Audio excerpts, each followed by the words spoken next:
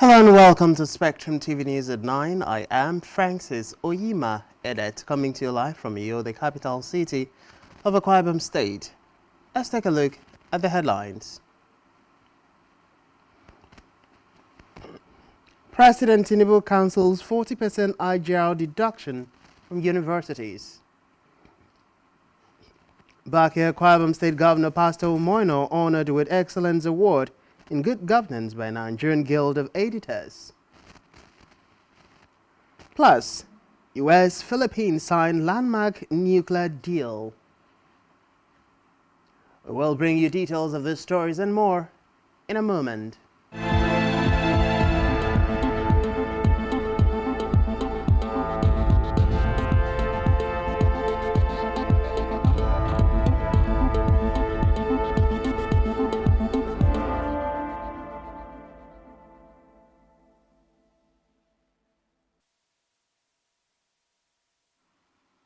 Many thanks for joining us. First in the news tonight is a report that President Bola Ahmed Tinubu has cancelled the controversial deduction of 40% of internally generated revenues from federal universities across the country.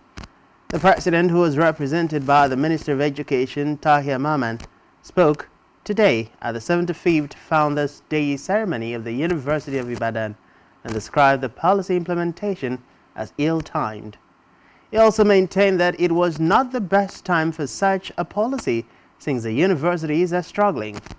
In a speech as a visitor to the university, Tinubu pledged his commitment to the reform of the nation's education sector as the bedrock for national development.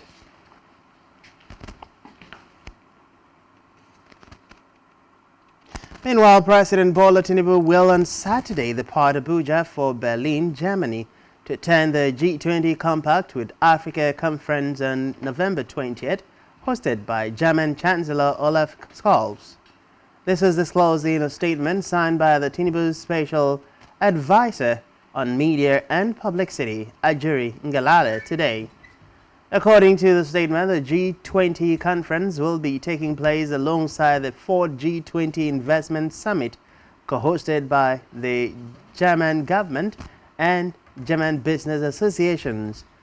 During the conference, Tinubu will join other heads of state and governments of CWA member countries, bilateral partners, as well as heads of international organizations to deliberate on the immediate enhancement of economic and business cooperation to outline concrete measures to boost investment in critical areas such as energy, trade, infrastructure, and new technologies. Meanwhile, Vice President Kashim Shettima has attributed the hardship faced by residents in the northeast to the activities of terrorists in the region. Shettima, who lamented that terrorism had plagued the region for far too long, expressed optimism that the scourge would be defeated.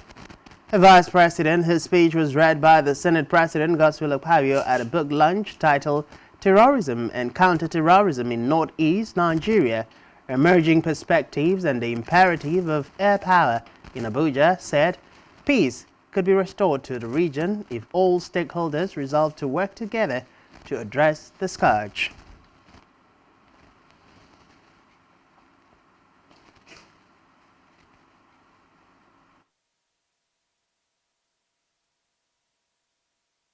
Vice President Kashim Shettima has emphasized the need for improved public-private infrastructure partnership, saying it was critical to the economic growth and overall development of Nigeria. The Vice President also noted that President Bola Tinubu is set to replicate the legacies he left as Governor of Lagos State at the national level for the transformation of the country. Shettima made this known at the public presentation of 2 books authored by Yusuf Ali, Senior Advocate of Nigeria, in Abuja. He said the president has unmatched experience in both brokering public-private partnership and understanding what to do in bridging the country's infrastructure gap.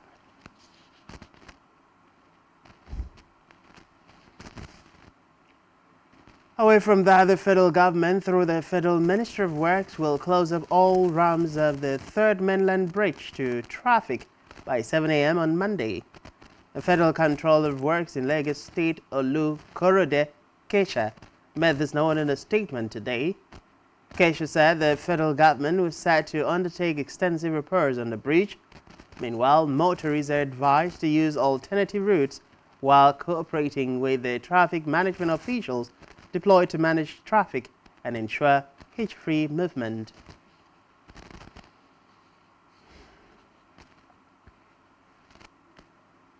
Elsewhere, the federal government has declared a state of emergency in the country's health sector. This is being highlighted as stakeholders across the sector converge on Ekiti State for the 64th National Council on Health, where salient issues around the health sector are up for discussion. The Minister for Health and Social Welfare, Mohammed Pata, said the nation's health facilities are in bad shape, noting that there is a need for an urgent intervention. Recall that the House of Representatives had called on the federal government to declare a state of emergency in the sector and allocate significant votes to it in the 2024 budget.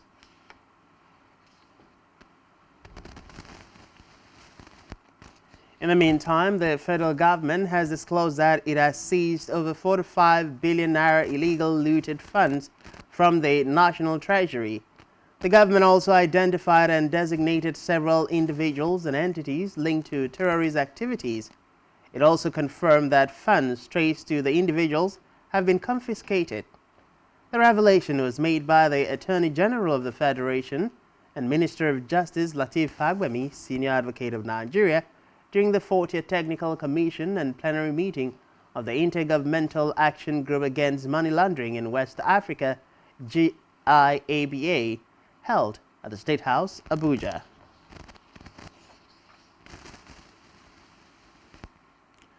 We move to the Red Chambers, where the Senate has called for an increase in the amount given to lawmakers as funds for constituency projects. The Senate, however, trashed a bill seeking to provide an act to provide for constituency and other special projects in the annual budget of the Federation and for related matters. The lawmakers argue that more funds would enable them to drive constituency projects in their various constituencies and have the money appropriated for in Nigeria's annual budget.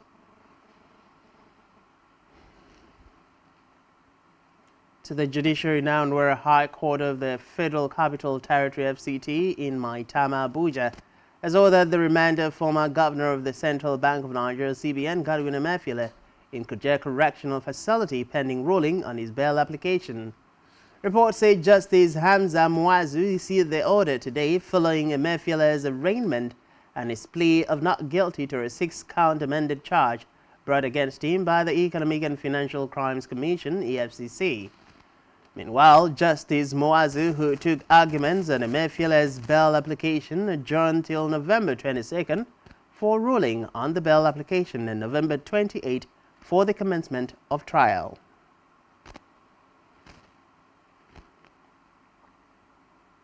Still on judicial matters, a Court of Appeal Abuja Division has affirmed the victory of Bala Mohammed as the governor of Bauchi State. Recall that following the declaration of Mohammed as the winner of the gubernatorial election in Bauchi State by the Independent National Electoral Commission, the candidate of the All Progressives Congress, Sadiq Abubakar, approached the governorship election petition tribunal sitting in the state, challenging the victory. Reports say in the judgment today, the appellate court dismissed the appeal filed by APC's candidate and affirmed the victory of Mohammed. Meanwhile, the Bauchi State Deputy Governor Awal Jatu, in a statement through his special assistant on media, Muslim Lawal, expressed happiness over the appeal court verdict.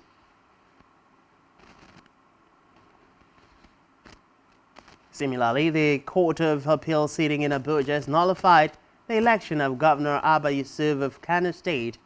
Reports say the court has affirmed the tribunal judgment which declared the All Progressive Congress candidate Nasiru Gawuna winner of the governorship election. A tribunal led by Justice Oluyemi Osandebe and nullified the election of Governor Abba Yusuf by declaring 165,663 of his votes invalid. Meanwhile, the court said the votes were invalid because they were not signed or stamped by the Independent National Electoral Commission, INEC.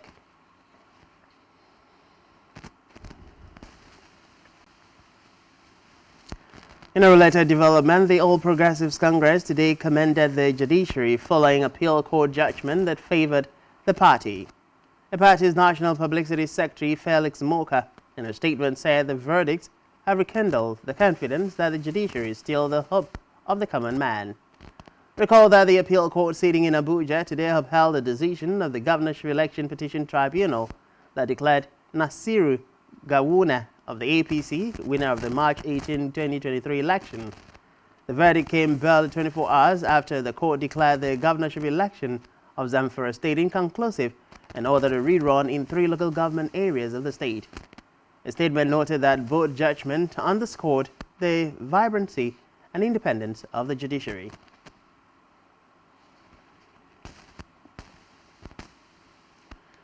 Meanwhile, the Independent National Electoral Commission, INEC, has presented certificates of return to the governor-elect of Kogi State, Usman Ododo, and his running mate in the election, Joel Salifu. Reports say the certificates of return were presented at the INEC headquarters in Lokoja, the state capital, today, amid jubilation by a mammoth crowd of supporters. Recall that Ododo of the All Progressives Congress had won the November 11th off-season governorship election in Kogi State with a wide margin, having polled 446,237 votes to defeat Murtala Ajaka of the Social Democratic Party and Dino Malaye, candidate of the People's Democratic Party. Speaking shortly after receiving his certificate, the governor-elect assured the people that he would make good his campaign promise to build on the sterling achievement of Governor Yahaya Bello while preserving the unity of the state.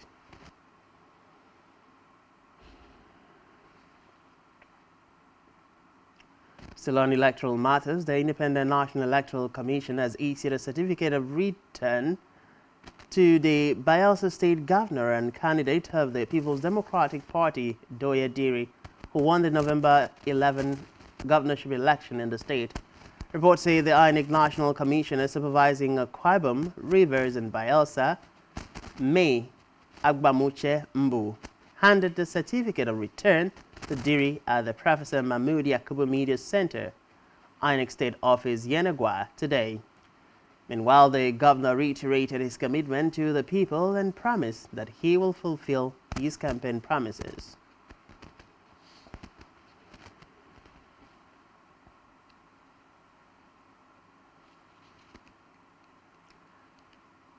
Similarly, the Independent National Electoral Commission, INEC, has presented a certificate of return to Imo State Governor Senator Hobu Zadima after declaring him the winner of the Imo governorship election on November 11 this year.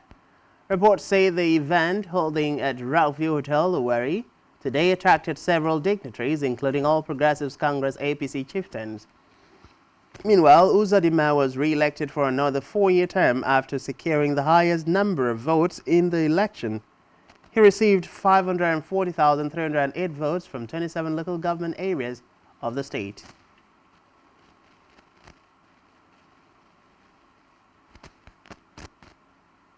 Away from that, the Nigeria Defense Academy (NDA) said it would conduct its annual range classification and introductory shooting exercises for cadets of the 73 regular corps and urged the residents not to panic. The Academy's Public Relations Officer, Major General Mohammed Maidawa, said this in a statement issued today in Kaduna. He disclosed that the exercise were scheduled to take place between November 20th and 30th at NDA Open Range Afaka. Maidawa assured the public that all necessary safety measures have been put in place for the successful conduct of the exercises.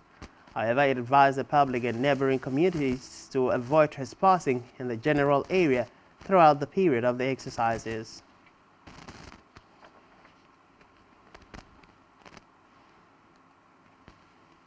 In a separate development, the Abia State Governor Alex Otie has initiated the disbursement of salary arrears owed judiciary workers in the state over a period spanning 8 years. The governor's chief press secretary, Kazi Uko, disclosed these in a statement saying the concerned workers owed since January 2015 had engaged in an indefinite strike against the previous state government prior to OT assuming office on May 29. Oko highlighted that the workers' demands included the confirmation of Justice Lilian Abai as the substantive chief judge, who had been in an acting capacity for over 6 months. Other demands comprise the settlement of arrears under the Consolidated Judiciary Staff Salary Structure, leave allowances, and the establishment of judicial autonomy.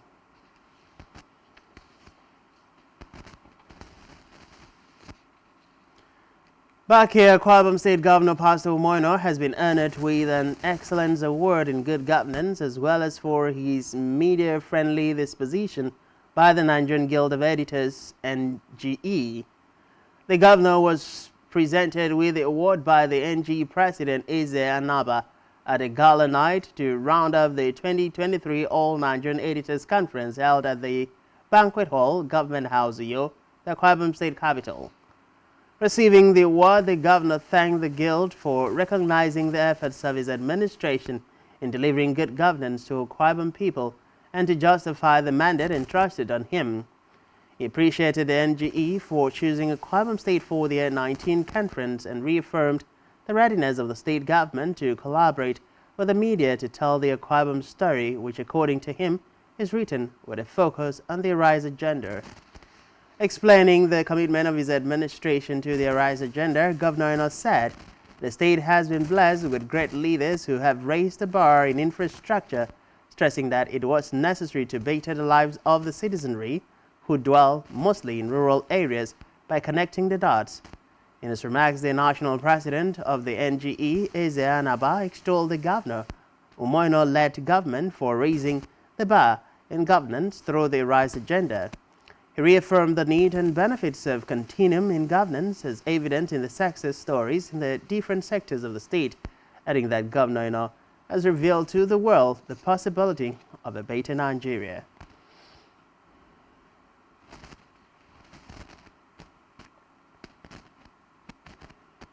And still to come in the news,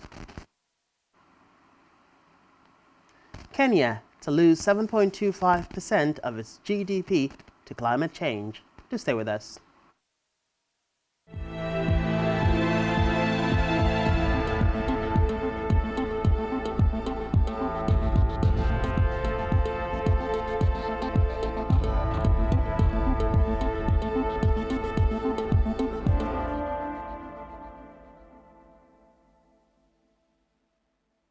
Brilliant broadcasts and entertainment, sports on the go, and news from the world.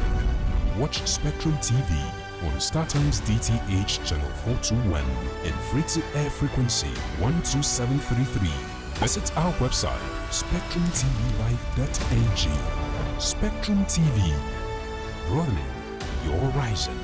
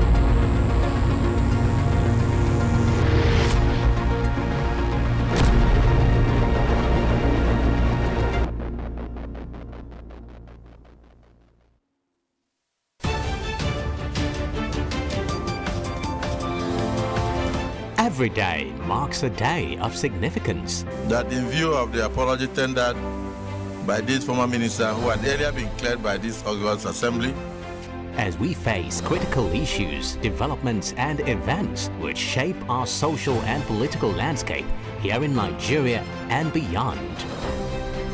Political Spectrum is a program specially designed to help make sense of all the moving parts of developments and occurrences in our nation's polity and political economy. There is nothing wrong with Nigeria, but there's everything wrong. The educational history of public figures holds significance beyond mere biographical details. From executive, legislative and judicial developments at national and subnational levels to international diplomacy and relations.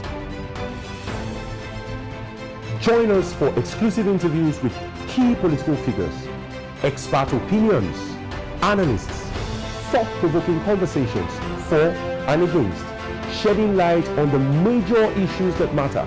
We will always keep you updated on the most factual, smartest and unbiased reportage. Stay tuned to Political Spectrum. Political Spectrum. All sides matter at the round table. Political Spectrum. Exclusive to Spectrum Television. For brilliant broadcasts and entertainment, sports on the go, and news around the world, watch Spectrum TV on StarTimes DTH channel 421 and free-to-air frequency 12733. Visit our website SpectrumTVLive.ng. Spectrum TV, broadening your horizon.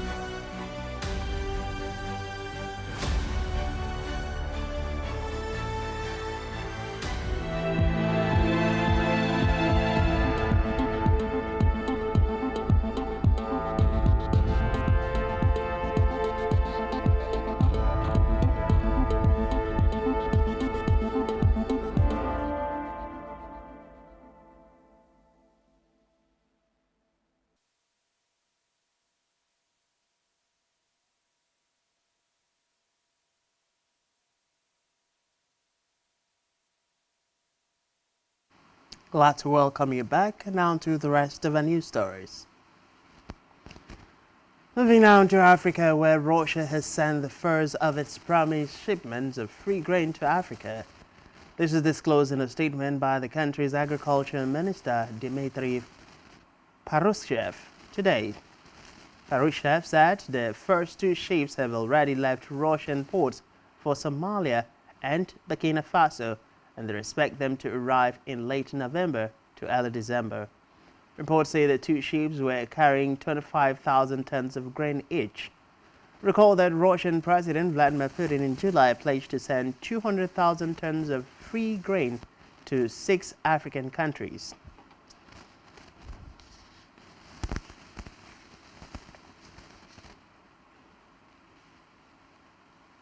Still in Africa, Mozambique has declared a state of emergency in the capital Harare over a cholera outbreak. The outbreak has so far killed dozens of people, with more than 7,000 rather, suspected cases.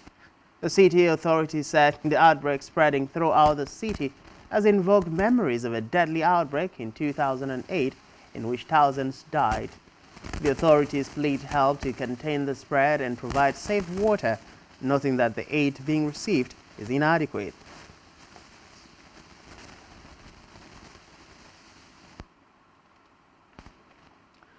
On the foreign scene, the United States and the Philippines have today signed a landmark deal that would allow Washington to export nuclear technology and material to Manila. Speaking at the signing ceremony of the APEC summit in San Francisco, U.S. Secretary of State Antony Blinken said that the United States will be able to share equipment and material with the Philippines as they work to develop small modular reactors and other civilian nuclear energy infrastructure. Meanwhile, President Ferdinand Marcos Jr. said that Philippines is happy to pursue this path with the United States, stressing that nuclear energy is one area where they can show the Philippines-U.S. alliance and partnership truly works.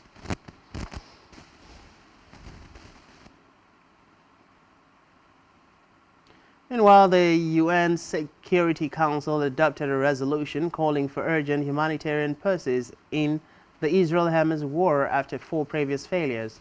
The vote came after the health ministry in Hamas-run Gaza denied Israeli claims that its troops had found weapons, combat gear, and technological equipment in the Al-Shifa hospital.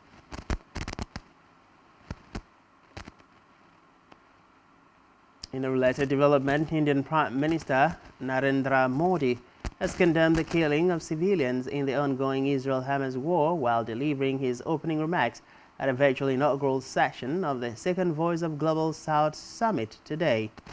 Modi also reiterated his government's condemnation of Hamas' October 7 attack on Israel and called for exercising restraint while laying emphasis on dialogue and diplomacy. The Prime Minister said India has sent humanitarian aid to the people of Palestine after speaking to Palestinian Authority President Mahmoud Abbas. He urged the countries of the Global South to unite for the greater global good.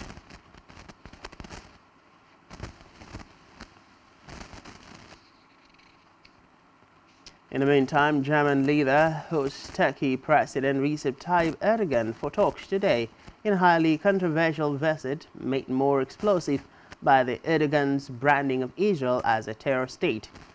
Erdogan has been increasingly critical of Israel's war against Gaza rulers Hamas, triggered after the Islamist government's deadly attack on October 7 that Israel said killed around 1,200 people, mostly civilians. While Chancellor Olaf Scholz traveled to Israel to offer Germany's unconditional and unwavering support after the Hamas attack, Erdogan has doubled down on his defense of the Islamists as liberators fighting for their land. Meanwhile, the Turkish leader has accused Israel of committing war crimes with its bombardment and ground incursion in Gaza, where the death toll has mounted past 11,000, according to Hamas-run health authorities in the territory.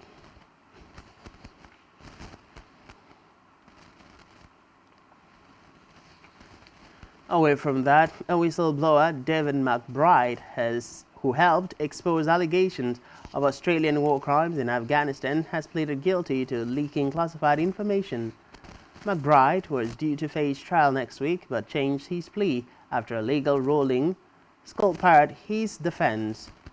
He was an ex-military lawyer who said he felt a moral duty to speak up after his internal complaints were ignored.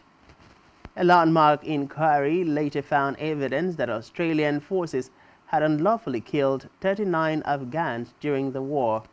McBride admits he gave troves of documents to newsmen because he was concerned about what he then thought was the over-investigation of troops. He pleaded guilty to 3 charges of stealing and unlawfully sharing secret military information.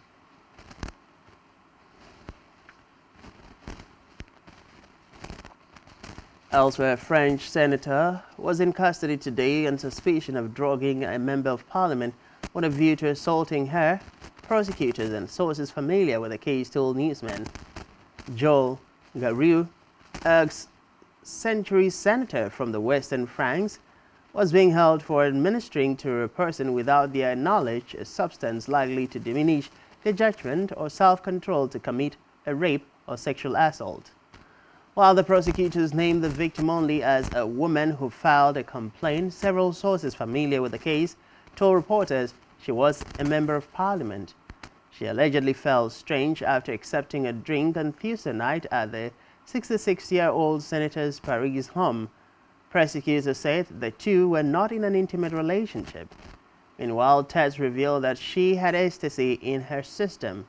Investigators added, prompting her to file a criminal complaint.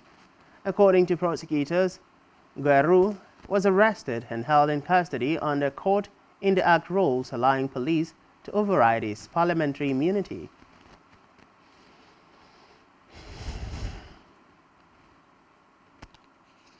Still on the foreign scene, Italian members of parliament have voted to back a law banning the production, sale, or import of cultivated meat or animal feed. Reports say this is called the defense of Italian tradition. Speaking with newsmen, Italy's agriculture minister Francesco Lollobrigida said Italy is the world's first country saved from the social and economic risks of synthetic food. Meanwhile, the vote in Parliament was met by rallies for and against the ban, and at one point a scuffle broke out between farmers and some members of Parliament.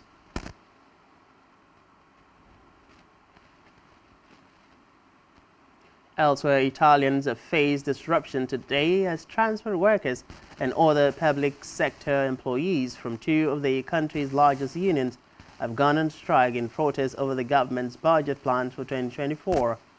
Reports say the CGIL and UIL unions have called a general strike in the central regions of Italy, as well as a walkout by public sector employees across the country, and are planning further regional protests in the next 2 weeks. Meanwhile, in a sign of tensions between the unions and the government, Deputy Prime Minister Matteo Salvini used his powers to halve the duration of the national stoppage by transport workers to 4 hours from 9 a.m. to 1 p.m. to limit its impact on air travels and not included in the strike plans.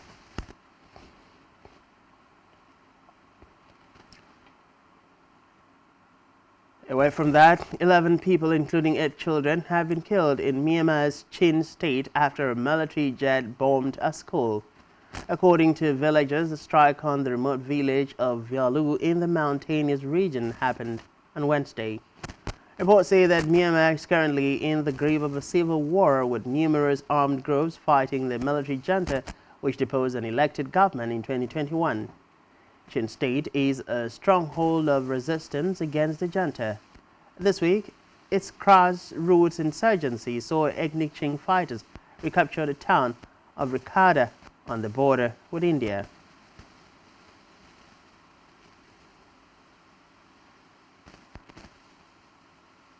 Meanwhile, tensions remain high today in occupied East Jerusalem, a day after 3 Palestinian assailants opened fire at a checkpoint on the road between Jerusalem and the West Bank city of Bethlehem, killing an Israeli soldier before the attackers were shot dead. Islamist militant group Hamas claimed responsibility for the attack.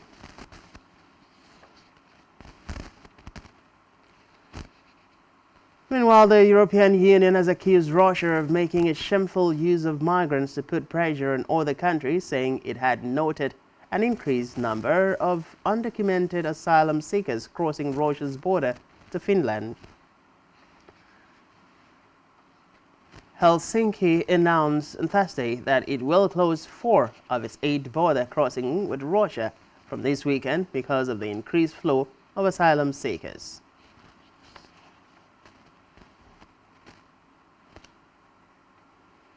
Still on the foreign scene, an independent Scotland would move quickly to rejoin the European Union. The Scottish government said today as it laid out its plans for getting back into the bloc. The administration led by the Scottish National Party SNP said that Scotland would appeal to rejoin the EU as soon as possible after independence, although that is not currently on the horizon. The pro-independent government of the devolved Parliament in Edinburgh made their comment in a paper that sought to lay out the benefits of EU membership. Meanwhile, none of Britain's other main parties, the Conservatives, Labour and the Liberal Democrats, currently argues that the United Kingdom should rejoin the EU.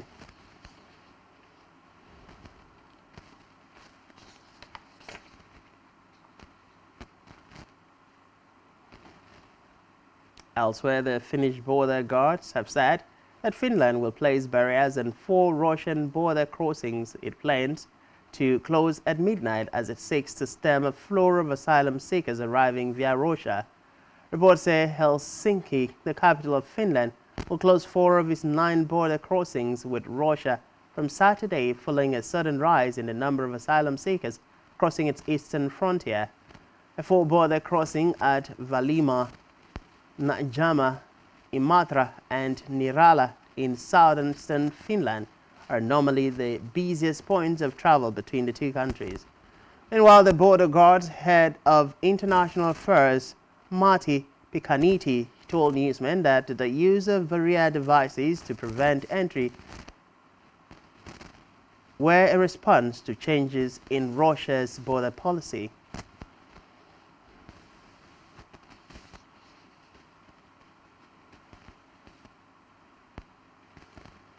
And now it's time for the latest business and stock market stories. Here is Davina Praise.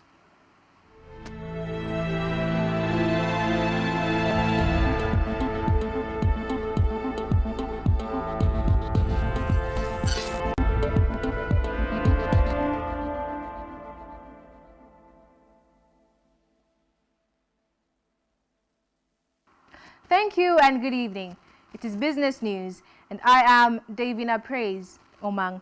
In the news, the World Bank warned today that if Kenya does not take decisive steps to adapt to climate change and lessen its consequences, it might lose up to 7.25% of its economic output by 2050. The Horn of Africa has been experiencing protracted droughts and other consequences of global warming, much like other frontier economies. The World Bank said in a new publication called Kenya Country Climate and Development Report, by 2050, inaction against climate change could result in a decline in real GDP of 3.61 to 7.25%. In order to lessen the effects of climate change, it urged for more expenditures in agricultural, digital systems, energy, transportation, and water resource management. Meanwhile, Kenya's President William Ruto makes Time magazine's 100 World Leaders Climate Action list. While still in Africa, Ethiopia is preparing to introduce its local currency securities exchange platform next year. And as part of the preparation, it plans to loosen its prohibitions on foreign involvement in its domestic financial markets. The country plans to loosen restrictions inviting foreign involvement in domestic financial markets. Now, despite lacking a stock market, 350,000 investors in Ethiopian banks and insurance firms signal readiness for a burst. Following the opening of the banking and telecommunications sectors, Ethiopia is currently working on liberalizing many other different sectors, according to the Director General of the Ethiopian Capital Markets Authority, Brooke Tay. The European Union (EU) has earmarked 24.4 million euros to fight against the proliferation and illicit circulation of small arms and light weapons in Nigeria and other West African countries. The European Union has also taken the initiative to support ECOWAS in implementing the provisions of its Convention on Small Arms and Light Weapons. The head of the European Union delegation to ECOWAS, Enobong Moma, revealed this during a roundtable discussion on small arms and light weapons control in Nigeria held in Abuja. She noted that reducing the availability of small arms and light weapons would help curb organized crime in the region. Nigeria's stocks hit new record high. The NSE All-Share Index extended gains for the fourth straight session to touch a new record level of 71,170 points today, driven by stellar gains in banks and financials, industrials, and energy stocks. A total of 441.57 million shares in 5,883 deals, corresponding to a market value of 6.032 billion naira, were traded. Compared with yesterday's trading day, today's data shows 9% decline in volume, 38% improvement in turnover, but 10% decline in deals. The current market capitalization of the Nigerian Stock Exchange is 39.1 trillion naira. 116 listed equities participated in trading, ending with 31 gainers and 19 losers. Multiverse Mining and Exploration led the gainers with 10% share price appreciation, closing at 3 naira 63 kobo per share. On the losing side, Associated Bus Company came out last with an end-of-day price depreciation of 10% at 81 kobo per share. Jay's Bank recorded the highest volume of 95.2 million traded shares. Well, this is all in business news, and back to you for the rest of the news. Thank you, Davina Praise. And still to come in the news. Everton receive immediate 10-point Premier League deduction. Do stay with us.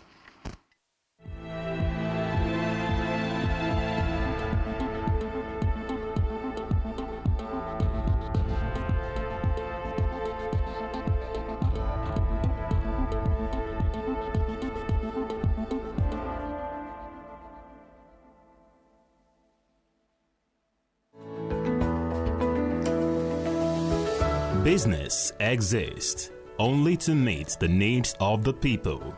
But there's an extra advantage if your product and services are pitched on a platform that gives you the added advantage over your competitors. For your desired return on investment and so much more, advertise on Spectrum Television, on StarTimes DTH Channel 421 and on free-to-air with a frequency of 12733. Spectrum Television, broadening your horizon.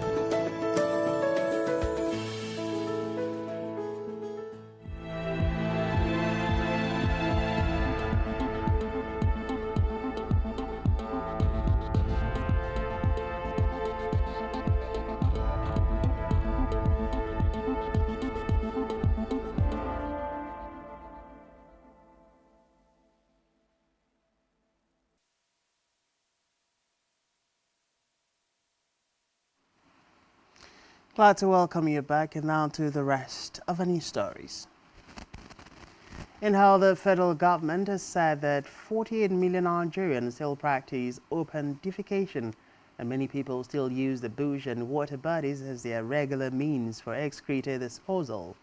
Speaking during a joint press briefing organized by the Ministry of Environment and the Ministry of Water Resources and Sanitation in commemoration of World Toilet Day in Abuja, the Minister of Environment, Balarabe Abbas, noted that many institutions do not have sanitary facilities. Abbas stressed that most urban areas do not have sewage systems and safe collection of sewage. Hence, disposal becomes a huge challenge. The minister also noted that sanitation crisis poses a threat to the environment and the health of citizens, adding that one of the major consequences of poor excreta and sewage disposal is the high rate of diarrhea disease, which is the second cause of high morbidity and mortality rates among children under the age of 5. World Toilet Day is commemorated on November 19 to raise awareness of the billions of people living without access to safely managed sanitation.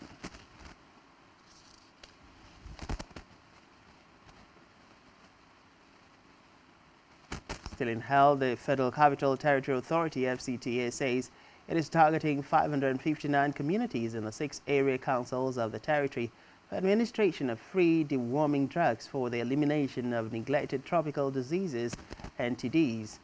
Eminent Secretary, Health and Human Services Secretariat, FCTA, Dr. Dolakbo Fashawe, said during the launch of the 2023 Mass Administration of Medicines in Abuja that the exercise was to eliminate NTDs in the FCT. Fashawe, represented by the FCT epidemiologist Dr. Theresa Nwachuku, noted that NTDs are prevalent in areas that have poor sanitation, inadequate for lack of safe water sources, and substandard housing conditions, maintaining that schools and community-based efforts through the aid of teachers and community-directed distributors will be deployed to carry out the exercise.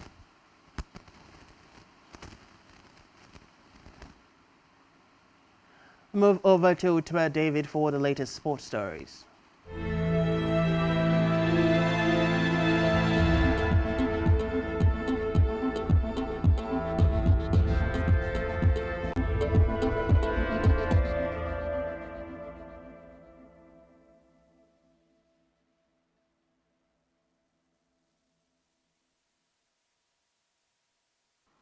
Hello, good evening and welcome.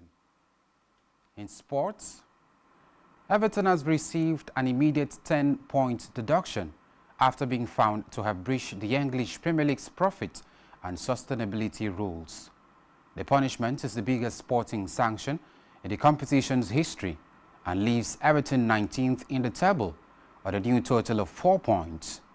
The Premier League referred Everton to an independent commission in March but did not reveal the specifics of the club's alleged breach. Everton posted financial losses for the 5th successive year in March after reporting a £44.7 million deficit in 2021 and 2022. Premier League clubs are permitted to lose $105 million over a 3-year period, and Everton admitted to being in breach of the profit and sustainability rules for the period ending 2021 and 2022. The points deduction comes at a time of significant uncertainty at Everton. In September, owner Fahad Moshiri agreed to sell his 94% stake in the club to American investment fund 777 Partners. The takeover is going through the regulatory processes, and before this ruling, sources said it was on course to be completed by next month. Moving on, Nigeria's Super Eagles is set to play Zimbabwe on Sunday without injured Taiwo Awoniyi. The Super Eagles forward played out a one-out draw against the Crocodiles of Lesotho with his Nottingham Forest striker. He was subbed off for Terry Murphy in the 59th minute due to the groin injury he sustained in the course of the game. As the Nigerian side is preparing to travel to Rwanda for the second game against the Warriors of Zimbabwe, Awoniyi is planning to return to England for more checkups. The injury will be bad news for his club Nottingham Forest as he returned to action after spending almost a month in a treatment room. Finally, Salisi Yusuf has been temporarily contracted by Rivers United to help the technical crew. The Pride of Rivers currently occupies the number 12 position on the Nigerian Premier Football League log. According to reports, the former national team coach will purely act as an advisor to the team who is yet to find their rhythm in the league. His last stint at the club level was in December 2021, but he was unveiled as the coach of Kano Pillars. And that's all we have for you on sport this evening. I am Utabe David. Many thanks to David. On our entertainment news, just days after her success at the Latin Grammys, Colombian pop idol Shakira is set to go on trial in Barcelona on Monday for allegedly cheating Spain's tax office out of 14.5 million euros. Prosecutors are seeking a jail term of 8 years and 2 months and a fine of nearly 24 million euros for the 46-year-old singer who now lives in Miami with her 2 sons, Milan and Sasha. She has denied any wrongdoing and turned down a plea deal with prosecutors, paving the way for the trial, which is set to get underway on Monday at 10 a.m. 0900 GMT. Reports say the case centers on where the singer, whose hit singles include Hips Don't Lie, Whatever, Wherever, and the 2010 World Cup song Waka Waka, lived between 2012 and 2014.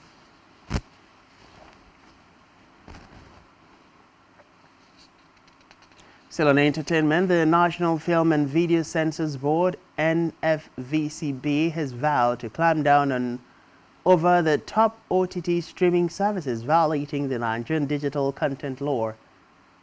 Executive Director, NFVCB, Adedayo Thomas, said these at the closing of the 3rd edition of the NFVCB's Digital Content Regulation Conference in Lagos. The 3-day conference was tagged NFVCB Netflix Safe Screen and Digital Entertainment Space Forum. Thomas said that the Nigerian creative industry law covered online OTT and streamers and that the board was working closely with security agencies to ensure that violators face the law. Meanwhile, the NFVCB boss commended popular OTT streaming service Netflix on its compliance with the digital content law and collaboration with the board.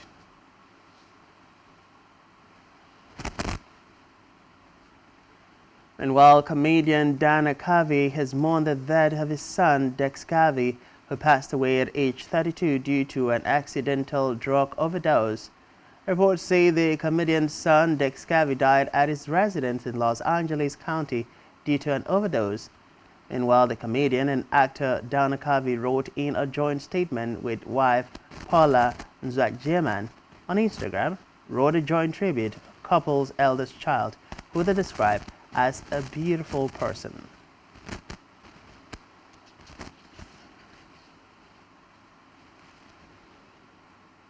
Lastly, in the news tonight, American rapper Meek Mill has announced that he will follow in Snoop Dogg's footsteps and completely quit smoking. The rapper said he was advised by his doctor to stop smoking to avoid cutting his lifeline in half after he was diagnosed of emphysema. Meanwhile, Meek, who disclosed these while reacting to the news of his colleague Snoop Dogg quitting smoking, said that he might relocate to Dubai, United Arab Emirates, in a bid to quit smoking completely.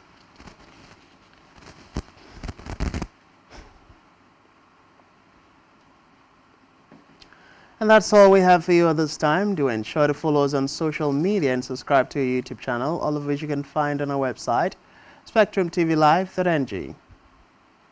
You've been watching Spectrum TV News at 9. I am Francis Oyima, edit. Many thanks for being there and do enjoy the rest of your evening.